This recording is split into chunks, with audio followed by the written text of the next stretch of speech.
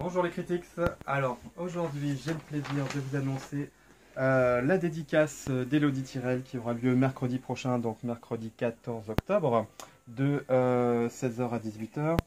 Et alors Elodie Tirel, on est vraiment content de la recevoir parce que c'est déjà une auteure du coin, hein, elle est de Dinan il me semble. Et surtout, c'est vraiment un écrivain de talent dans les genres que nous on aime, c'est-à-dire la fantasy et la science-fiction. Mais alors, la science-fiction et la fantasy pour la jeunesse. C'est vraiment devenu une auteure majeure dans ce domaine-là. Et c'est mérité parce que ces séries, que ce soit ces séries au long cours, comme L'Elfe de Lune, hein, tout est édité chez Michel Quintin, hein, un éditeur québécois, c'est étonnant. Mais toutes ces séries ont vraiment, vraiment cartonné.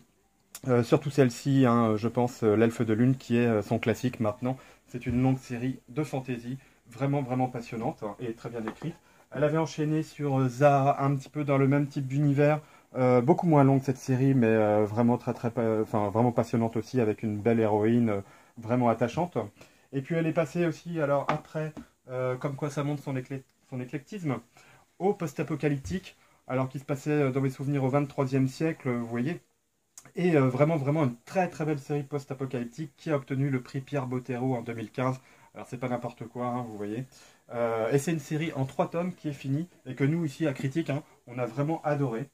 Et puis cette année, elle est revenue avec une dystopie qui s'appelle Memoris. Et Memoris, en fait, bon bah voilà, c'est vraiment une dystopie dans un futur encore relativement proche, on va dire, où évidemment la société est parfaite, les manipulations génétiques sont courantes.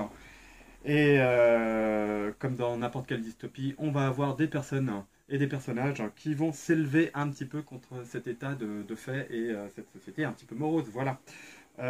C'est un roman éblouissant, hein. Donc, si vous êtes fan de SF, d'anticipation, de fantasy, que vous avez des enfants ou que vous êtes vous-même des grands enfants hein, ou des grands ados, parce que ça, ce sont plutôt des romans pour ados. N'hésitez pas à venir rencontrer Elodie Tirel mercredi, parce que c'est vraiment une personnalité très très attachante dans notre milieu des littératures de l'imaginaire. Voilà. Merci les critiques et à mercredi.